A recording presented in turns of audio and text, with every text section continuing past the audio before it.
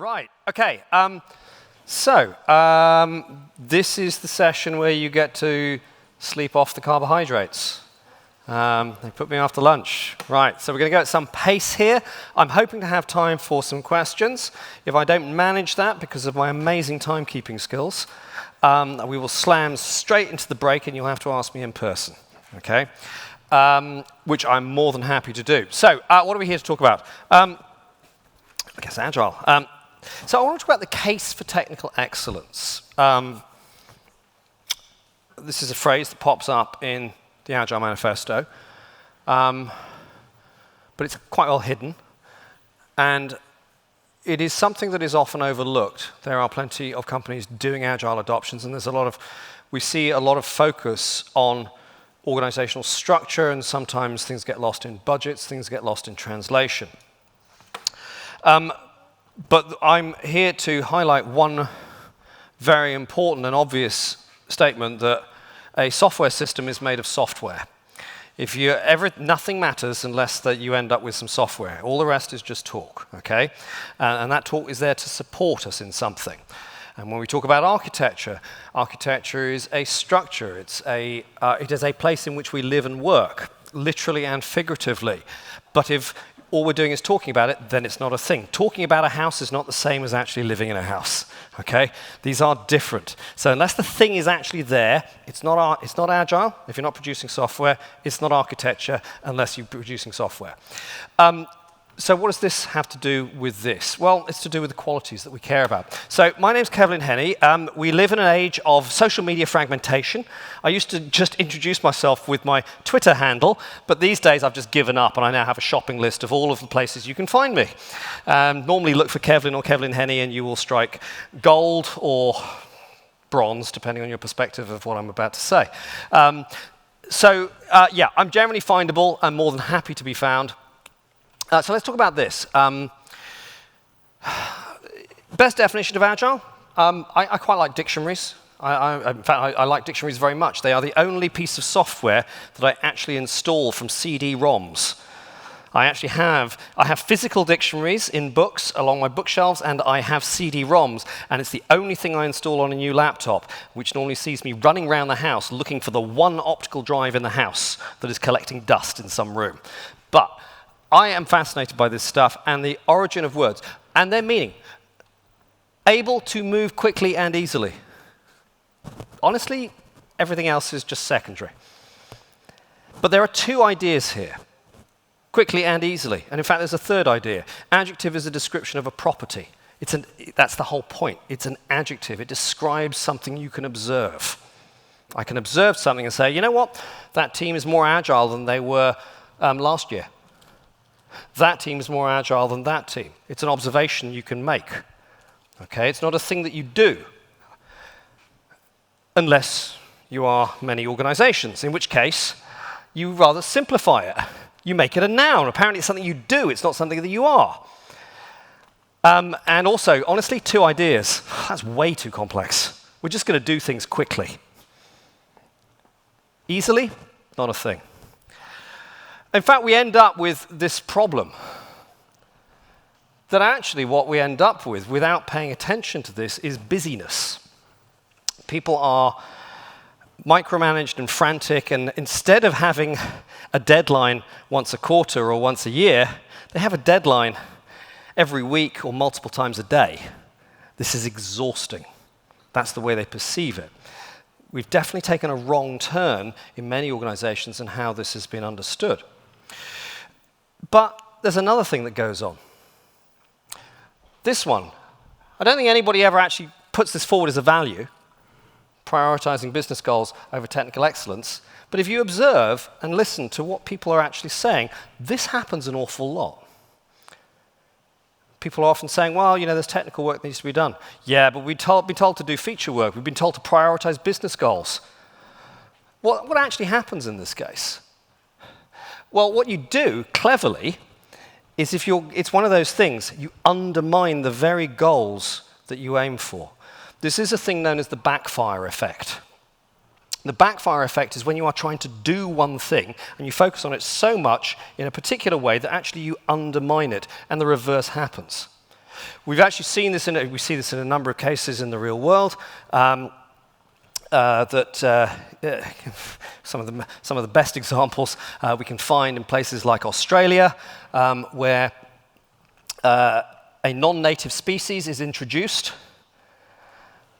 and the local wildlife collapses as a result of changes in the ecosystem. So then what you do is you introduce a natural predator, and now you have a new problem. It does kind of get rid of the original animal, but actually you've created a new ecosystem in which they are now beautifully in resonance. And you now have a worse problem than when you started with. Okay, we've got rabbits, let's introduce foxes. Oh, now we've got foxes and rabbits. Oh, shit, to use a technical term. This happens all the time. Oh, no, we can't prioritize technical work. Why? Because we are going to prioritize business work. Oh, brilliant. So what you do is you manage to screw up both every single time. And now, if you have a contradiction to that, I want to hear about it, but let's talk about how this actually plays out. So hopefully people are familiar with this. The main thing that I want to point out is that we can always ask the question, you know, what is it that something that is over 2 decades old, put together by 17 middle-aged white guys, is that still relevant in 2023? That's one way of looking at it. The other thing is, are there any statements there you disagree with? Have we suddenly decided to contradict anything there? No, I don't think so. I mean, there's other things we could add. There's nothing I'm going to remove. It's actually a nice piece of English as well. But the bit that people miss, apart from actually what this means, is the bit below the fold, the 12 principles. And there's no ambiguity here. One of the key ideas, continuous attention to technical excellence and good design enhances agility. I do kind of wish this had somehow made it onto the first page, because I get a lot of people saying, oh yeah, our company's doing this agile adoption. You know, we've all been sent on Scrum certification courses or stuff like that. And, you know, and suddenly our architecture sucks. And the quality of the code base has just dropped through the floor because we're doing agile. And it's just like, well, okay, yeah, that's the problem. You're doing agile, and that's not a thing you can do. But there's something else here. They said, yeah, but there's nothing about technical quality. There's nothing about technical work and the code. There is. And it's actually relatively unambiguous. If you want this stuff to go well, then actually good design. Because agility is an observation. Can I move the code base quickly and easily? If the answer is yes, well done, you're agile. If the answer is no, you've still got work to do. And that is an important thing that I think that sometimes people need to kind of speak up on this one. Because it is an adjective. You describe everything about the way that you're working. The small practices, the large practices, but also the thing that you're working on, the software. All of this is for nothing unless you have software. Is that agile? Does that reflect the nature of the organization and how it works? If the answer is yes, well done. You have something to talk about. If it's improving, that's great. If somehow you are trying to do the impossible and become agile without any technical excellence, then you're going to find you have a far harder proposition. And you're going to run into exactly the same brick walls that people have been running into for decades. So people create this kind of view. They say, oh, there's feature work, there's technical work. These are two separate things. In fact, they create what is known as a false dichotomy. It's somehow that that's, by the way, for those of you wondering, that's an XOR. These are somehow mutually exclusive. They don't relate to each other. And that somehow this is actually a real choice that you're giving people. And that this is a real choice that they can take. There are many people in organizations who think you can make this choice. That's not actually a thing. Okay? It's a very simple thing. Not running at the moment. I suffered a bad piece of damage during the pandemic when I thought, pandemic, perfect opportunity to go out running when you're allowed to go outside. It's just like, yeah, brilliant. And yeah, managed to kind of pretty much disrupt all my ability to run, which is unfortunate. Couldn't walk for 8 weeks, but it was okay because I was working from home. All I had to do was hobble into my office. And nobody can tell when you're on Zoom what you're wearing or the fact that your leg doesn't work. You know, so yeah, the great masking effect. However, I used to run a bit. I used to run half marathons and 10Ks. And one of the things is, okay, either I'm going to train to either I'm going to train to run the race, or I'm going to try and eat well and sleep well. That's not a reasonable choice. That's not even a choice. That doesn't make any sense. You're being offered two things that, yeah, why would you talk about that? Same thing here. Because I am here to tell you something very obvious, but I want you to observe this. Feature work is technical work. There isn't something else. When it comes to the software, we have the people stuff. Software doesn't come from nowhere, it comes from people. And yes, even if you prompt an AI, it still comes from people. It's just that you don't give credit to most of the people. But it ultimately comes from people. Which tells us this most amazing revelation that many organizations are absolutely unaware of. Features are made of software. Now, I say that many organizations are unaware of it because we can't prioritize doing technical work. Well, where do you think the business value comes from? Pixie dust? Is it magic? Do you sprinkle it on the code base? Or do you make features from software? If the answer is you make features from software, then you have to care about that because feature work is technical work. There isn't something else that is happening in the code base. You don't do feature work without doing technical work. Okay? So this is the most blindingly obvious observation, but when you recognize people are being presented without realizing a false dichotomy, they think they're being given a choice. There is no choice. Software development is about the development of software. So sometimes, let's dig into this other word, because sometimes I hear this one thrown around a lot. Business value. People use this term to make it sound like they're talking about something real. There is no concrete definition of business value. So when somebody says, yeah, we care about business value, really? Well, okay, tell me what it is. It turns out that different people have different ideas. The first question you need to ask, for whom? Who is that value for? Many, many years ago, working for a company, and my boss was trying to solve a technical, well, he wasn't technical. He was trying to address something. He thought, we need two extra weeks of work that we can charge the client for. We're going to add in some database stuff. I was the main developer on this. Currently, the project had no associated database. It was an image processing project. It was hardware-centered. We used files and file systems and things like that. And he was proposing that we suddenly introduce a database into the equation, which is a fundamental shift in the architecture. And a lot of extra work. I think his 2 weeks was very optimistic. And then I realized what the nature of the problem that we were solving was. And I said, actually, we can do this with a file system, and we can do it in a way that does not lock the client into using a database and paying a database license. And not only that, but the work that's needed for this will take less than a day. The customer was delighted. My boss was furious because I had given business value. Was that business value? Not for our company, but for the customer. It was magnificent business value. So the first question is when somebody throws around this fuzzy term, so let's be absolutely clear, business value is not the end of a conversation, it's the beginning of one. You need to be clear, it's not a concrete term. There are lots of things in economics and finance that are concrete. Business value is not one of them. It's a fluffy term. It doesn't have a meaning. You need to nail it down. Sometimes things are of value to your whole organization. Sometimes they are of value to somebody else's organization. Sometimes they are of value to your team. Sometimes they are of value to you. Sometimes they are financial. Sometimes they are opportunity. All of these can be described as business value. I'm not saying any one of them is right or wrong. You just have to tell me which one you're talking about. The next thing you need to do when people use this fluffy term is say over what time frame. What is the time frame of business value? Is it 1 week? Because it may turn out that you get some revenue increase over the next week, and then it crashes completely on the second week. Now, was that good or bad? I don't know. Business value over 1 month. Business value over 1 year, over a decade.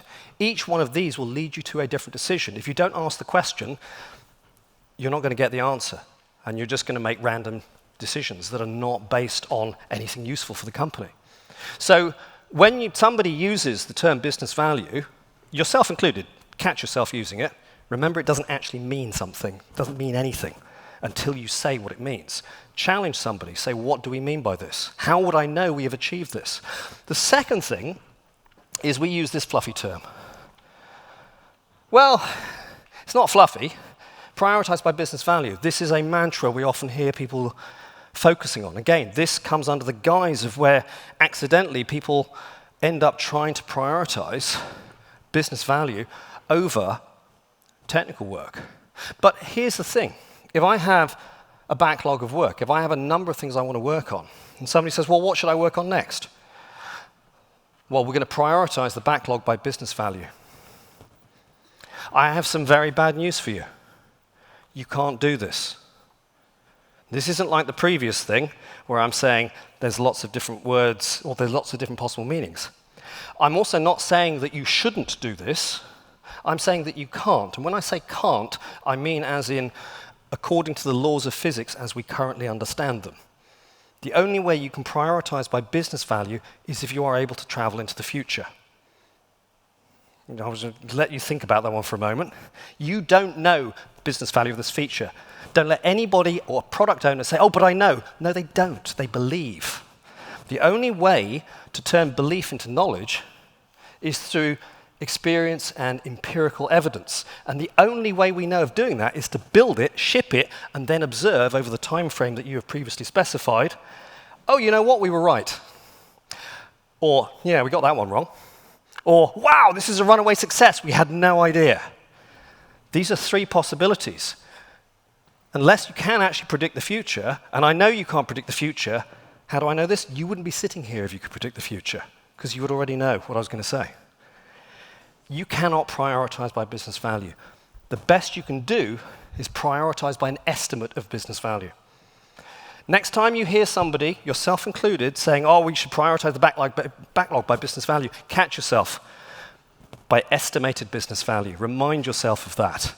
And if somebody says, and funnily enough, I had this conversation last night with somebody, they said, oh, that's just semantics, Kevlin. And it's just like, what does the word semantics mean? It means meaning. There is nothing else going on in this conversation other than what do we actually mean. And one thing we know is that actuals are not the same as estimates. So if you need to clarify that an actual is not an estimate, that's a different conversation. So we've already discovered there's a vagueness in the language that we use, and that vagueness can accidentally be exploited. I'm not going to say anybody's intentionally doing it, to work with this false dichotomy. But then we also say, well, prioritization. You don't know this stuff. You might believe in certain things, but let's be very clear that that's not the same thing. Now, every talk on architecture needs to have a definition, needs to present a definition of architecture. So I'm going to use one from Grady Booch, one of the kind of classic definitions. I'm not going to focus on the structural aspects.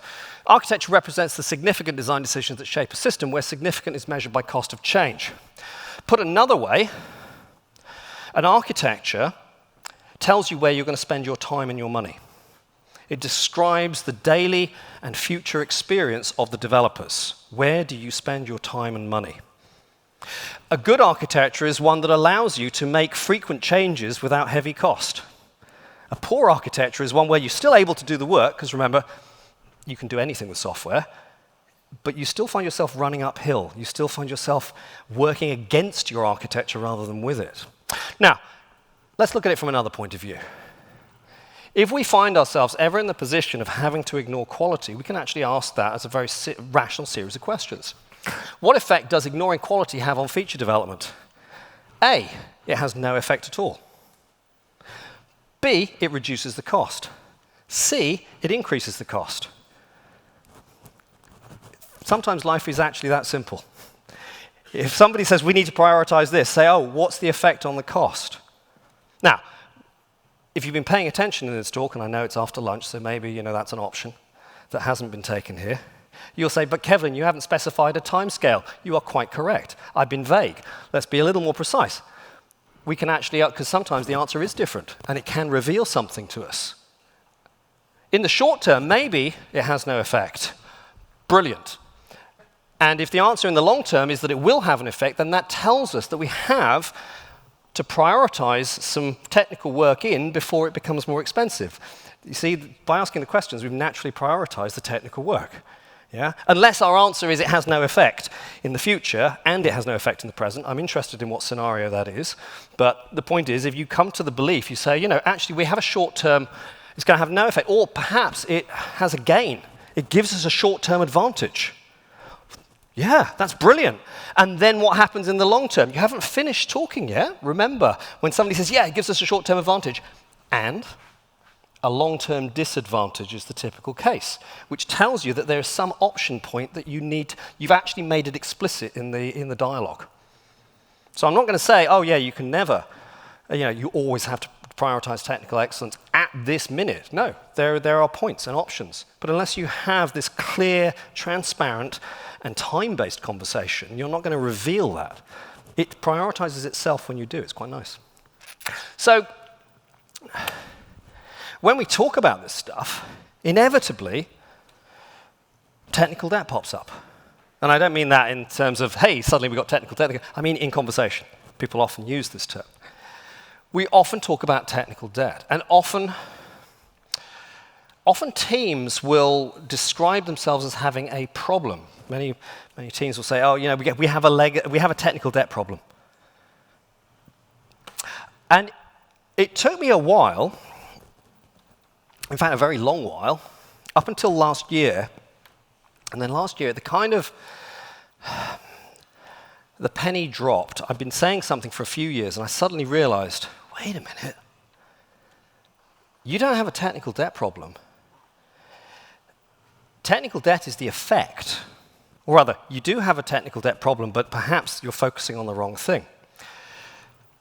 Technical debt is an effect. The question you have to ask is, what is the cause? We've been distracted by the wrong thing again. Language is a funny thing like that. We've been distracted by the wrong thing. We keep focusing on the debt. What was the cause of the debt? Was it a rational, time-based decision, or was it, as many people are experiencing, a consequence of something else? There is a separate concept, technical neglect. And this is quite an important distinction, and one that I think is, one I want to offer to you. There is cause and there is effect. Most people are complaining about an effect, and they're trying to fix the effect. I have actually been into a couple of companies, and this is where the kind of realization comes from, where that's what we tried to fix, the legacy code that was described in terms of technical debt. And it's all kind of gone okay. And then go back a couple of years later, guess what? They still have a technical debt problem. And the way that we can liken this is, just think about it for a moment. You're in a boat. The boat has holes. It's taking on water. Okay, so not like this one on the beach. It's taking on water. You are in the boat. The way that most teams are trying to focus, but if you focus on the technical debt thing, then what you're going to be doing is trying to empty the boat of water. Now I've made it physical, it's really obvious what you're missing. You've got to stop the water coming in as well. It turns out there's two things going on. One, you're trying to get rid of water. The thing you're not focusing on is the fact that you need to stop it coming in. Most teams are focused on hey, we need to get the water out. But the one thing they need to learn to do is to stop producing the unmanaged technical debt. Stop creating the thing that you then have to get rid of. That's the cause. They're confusing cause and effect. You need to address that. Now, there's some interesting things here when we talk about things like metaphor, which technical debt is. There is this term, this observation from Meyer Manny Lehman. This observation was made in a fairly classic paper from 1980, Programs, Life Cycles, and Laws of Software Evolution. And this was based on a lot of his work in the 1970s. He was saying similar things before. And that's quite prescient. That's over 4 decades ago, with some of his key work actually coming in the early mid-70s, so that's half a century.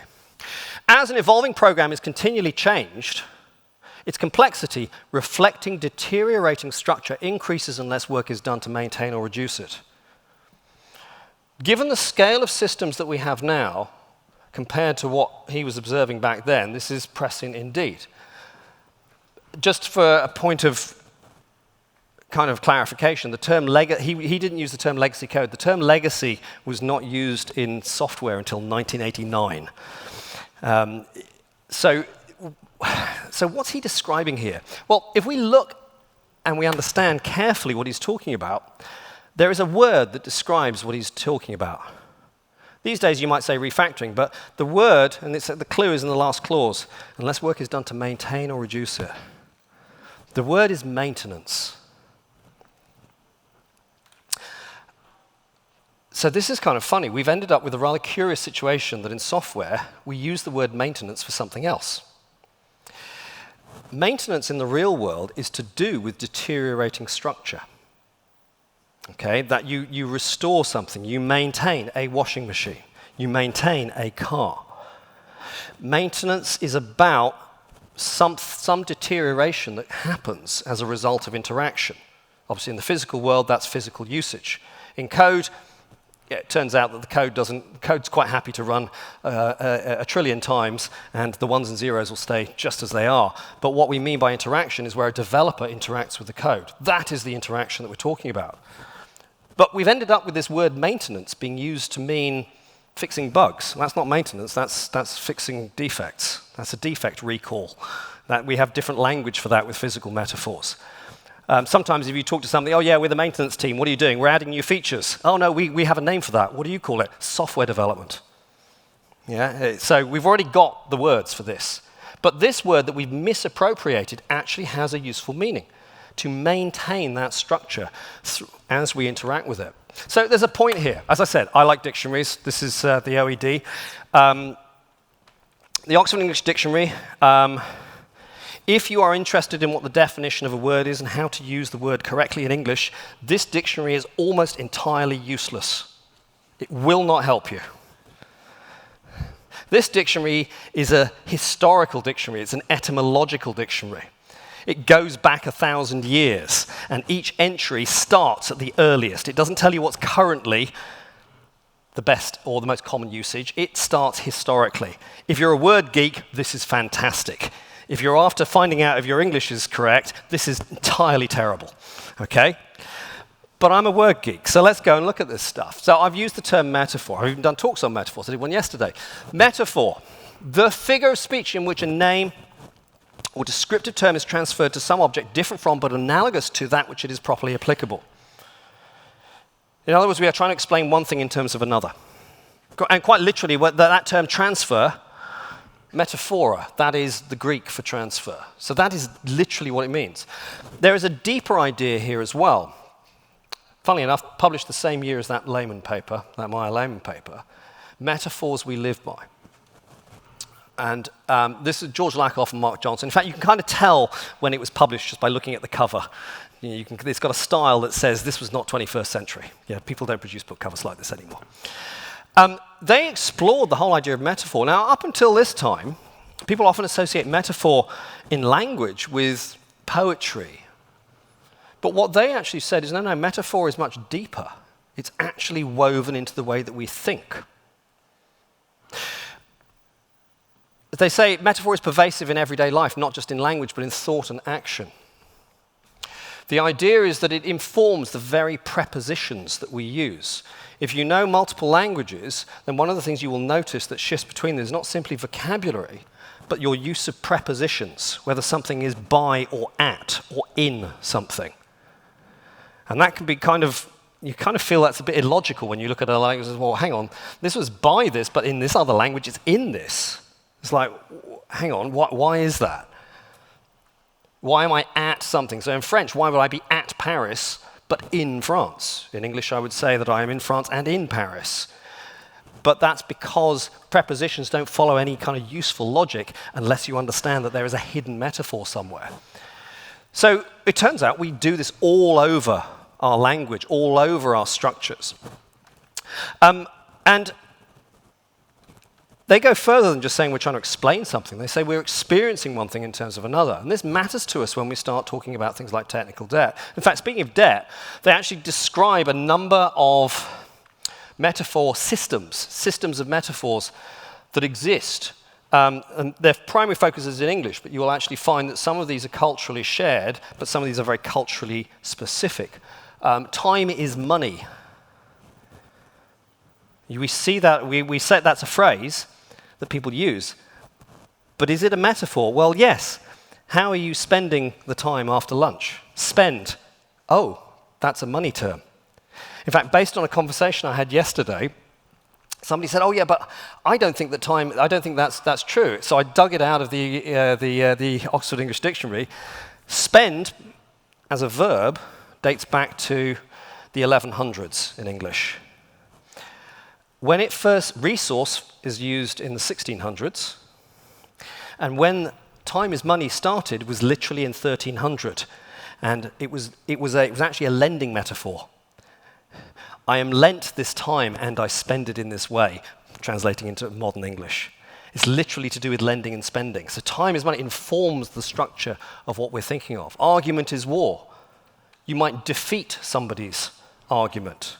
Okay? You might attack their position. This is the language of conflict. But also we often have different insights. Arguments as buildings. This is structural. Your argument might be built on a solid foundation. Arguments don't have foundations. That's not a thing. Buildings have foundations. Okay? Your argument might collapse. Well, how does an abstract idea collapse? Well, it doesn't, unless you relate it via something physical like a building. We have happy is up, sad is down. Literally, we say things like, I am feeling up. Something can be upbeat or downbeat. We use direction. Obviously, that's very culturally specific, but we use direction to convey something that is emotional. And deep emotion, love is a journey. Where is this relationship going? Well, this relationship's going to end in a few minutes, just to let you know. But the point there is we turn something abstract into something, we try and relate it via something physical, typically, that allows us understanding. So why is this important? Because, as we wrote in Poser 5, the aphysical and invisible domain of software is more about metaphor than matter. When we start working with all of these things that feel very, very abstract, we need terms for them. We need a language to describe the concepts within our code, but also the way that we relate to our code and work with it. There's no such thing as a perfect metaphor. Let's be very clear about that. Because if it were perfect, then it wouldn't be a metaphor. It would be the thing itself. But we can judge a metaphor on a number of criteria. So I wrote this piece for O'Reilly Radar back in 2020, actually. To be considered good, a metaphor has to offer a number of points of useful correspondence with what is being described. So first of all, there have to be a number of useful points. If you've only got one point of correspondence, then that's not really going to be very helpful. It must offer you a system of thinking. The second thing, good metaphor, is that it should not have too many obvious points of conflict. There won't be perfect alignment. We see this with the architecture metaphor. It offers us some useful points of correspondence, but we also find that it's not perfect, because building architecture is obviously very physically different to software architecture. So there are going to be differences. We're just saying there should not be too many of them. Third quality of a metaphor is it should be effective and familiar to its audience. So going back to the Meyer Lehman thing, I always used to think, before the technical debt metaphor was adopted, one of the things that I found really useful as a way of thinking about code and code structure and order was entropy. Entropy is a physics and information science and communication theory concept of measure of disorder. And quite literally, if you wish to apply order to a system of high entropy, to reduce it to you have to do work. That is the literal physics term. And I used to think this was great as a way of describing it, software entropy. I used to think it's fantastic. And a number of my colleagues did as well. And you know why? Because we all had physics degrees. The minute you try to explain it to somebody who doesn't have that, you're trying to explain a concept that they're unfamiliar with in terms of another concept they're unfamiliar with. Not helpful. Okay? It depends on your target audience. That's why we talk about technical debt, because everybody has some experience with debt. But the minute you start breaking it down into other things, you suddenly discover you're narrowing your audience. That's why it's one of the most successful metaphors here. Martin Fowler helped popularize the metaphor. He didn't coin it.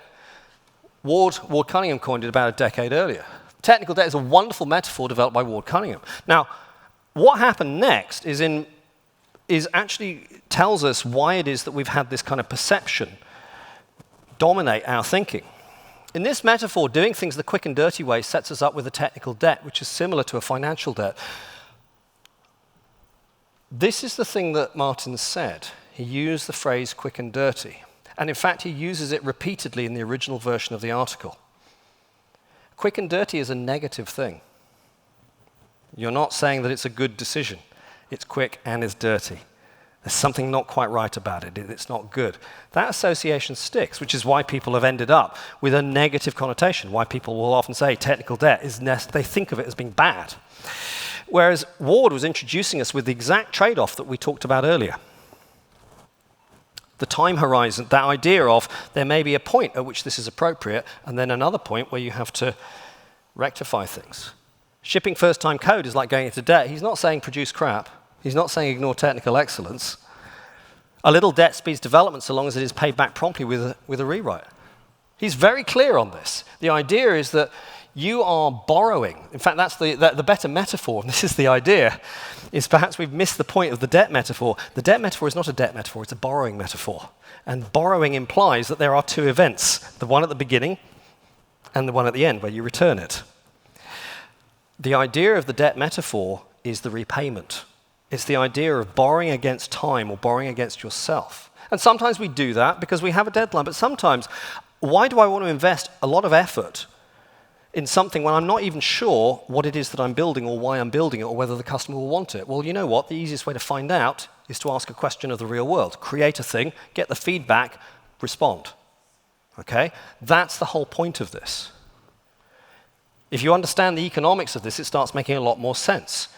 I'm going to buy a little bit to get a bit of a quick answer so I can get a return on that and either invest more or just cut it out of the code base completely or move to an alternative technology. The danger, he actually highlights, occurs when the debt is not repaid. Every minute spent on not quite right code counts as interest on that debt. So it turns out when many people are kind of talking about this, as I said, that although we know by definition no metaphor is perfect, there are two ways in which the metaphor is misapplied. The first is assuming that technical debt is necessarily bad. People often say, oh yeah, technical debt, we have technical debt. Okay, is that a good thing or a bad thing? And they kind of look at me funny. Well, of course it's a bad thing, Kevlin. Well, that's not what the technical debt metaphor says. There is a lot of debt that is bad, but actually there's also debt, just as in the real world, that is of use. Okay, my wife and I had a debt on our house. It's called a mortgage. It's highly structured. What's the benefit? Well, it allows you to buy something that you wouldn't otherwise be able to buy.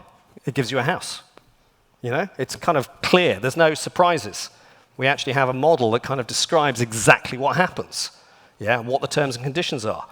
It's a structured debt with obvious benefit. Yeah, it's good. It's not bad. I mean, obviously prefer not to have it, but it's not intrinsically bad. It's just a debt. The other one is where people make the mistake of turning technical debt into a number. Oh, the technical debt in our code today is worth 150,000 euros. There is a technical term for this conversion. There are tools, some tools will offer you this conversion. They'll look at the metrics of your code and then give you a number, a currency figure. There is a technical term for this. It's called bad science. If you want it to, or in British English, it's bollocks. You can't make that conversion. If you do, you're lying to yourself and lying to the people around you. It's just not the whole point. It's a metaphor. When most people are saying technical debt, what they actually mean is unmanaged technical debt. You want to actually use those words, say unmanaged. It's much, much clearer. So what we're talking about when we kind of recognize this is this kind of obvious idea that technical debt is not the cost of repaying the debt, it's the cost of owning the debt. But they're not the same. We understand that there is actually a temporal trade-off that we're looking at. So when we talk about this, and I was going to kind of close with a couple of thoughts on this, we need to kind of invite the question of what it is that we are engaged in. Here's a kind of nice metaphor that Yvonne Lamb came up with a couple of years back. My theory of tech debt is that housework is the correct metaphor for the thing we call tech debt, but we can't use it because tech has been made up of people who don't do housework or manage housework being done. But notice, again, what she's describing is maintenance. That's what's happening in your home. You are maintaining something. And what is maintenance? Maintenance is an action. The problem that we are highlighting when we accidentally end up overlooking this question of technical excellence is that we're highlighting a problem of inaction. And it's very difficult to see something that doesn't happen when something else is prioritized in place of another thing, whether it's by false dichotomy or not. You don't see the thing that isn't happening until perhaps it's too late, and then you misidentify it. And back to the dictionary, neglect is the term that we use in this case. Want of attention to what ought to be done, the fact of leaving something undone or unattended to, negligence. So, kind of in closing, I want to kind of highlight an observation that kind of systems thinker John Seddon highlights. When we are sitting there with technical work, either that is ours or you are looking at developers around you, using the kind of language of supply and demand, simple economics model, demand is basically the idea of I'm sitting there in front of a keyboard, I'm in front of some code. Why am I here? What is it that causes me to be looking at this code at this moment? And he breaks it down very simply into two kinds of demand. Obviously, we can have a more sophisticated model, but let's just work with two, because this gives us what we need. Value demand represents the demands customers make for the things they want, things that are of value to them. That is one definition of business value that we kind of refer back to. Failure demand is created by the organization not working properly. Put another way, failure demand is demand caused by a failure to do something or do something right. If I am sitting here and fixing a bug, that is clearly failure demand because it doesn't actually add value to the product as a whole. All I've done is I've restored something we promised, but we didn't deliver. If also, more subtly, I am spending my time scratching my head going, I don't understand why this works or why this doesn't work, both scenarios are true. If I'm recovering knowledge, I'm trying to recover knowledge that has somehow been lost. That's actually one simple definition of a legacy system. Lost knowledge. We don't know who built this or how, or why. When we look at that from that point of view, we realize, why am I spending time? Somebody knows, but they're not here or has forgotten. We've lost that knowledge. We are compensating for lost knowledge. The question we have to ask ourselves is how much of a developer's day is spent actually adding value versus dealing with failure. My estimate, and this is completely an anecdote, and we do know that anecdote is not data, but based on a couple of observations of a couple of companies, my observation is that if your developers are spending 1 hour a day out of 8 hours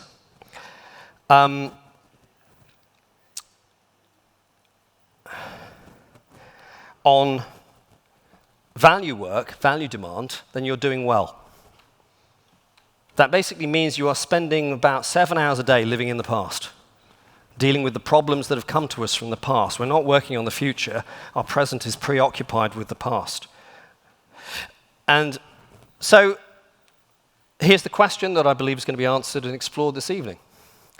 There is this simple idea that when it comes to understanding the prioritization of the work, then those who are closest to the work need to be given a clear kind of sense of ownership of that.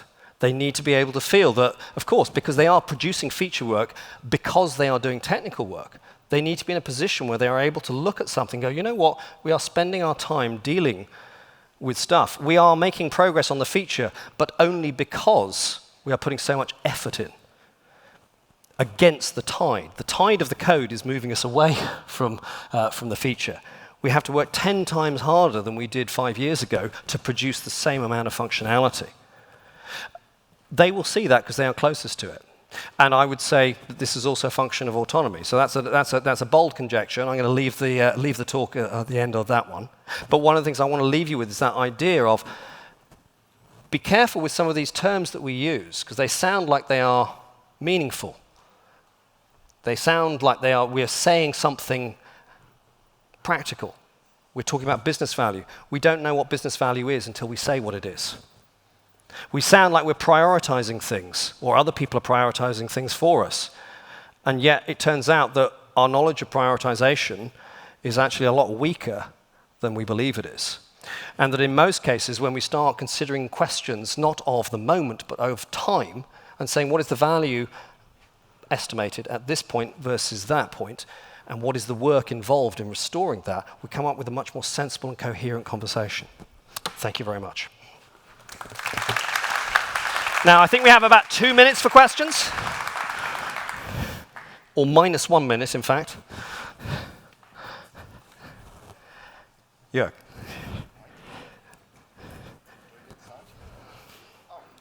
So, yes. my mistake. Thanks a lot. We are already more than 5 minutes over. I think that's those amazing basic time management skills I talked about. Very happy to come to you and ask you later. I will suggest we do this. Yep. And please use the polls in Slido and give feedback to Karen. Okay, thank you very much. Thanks a lot.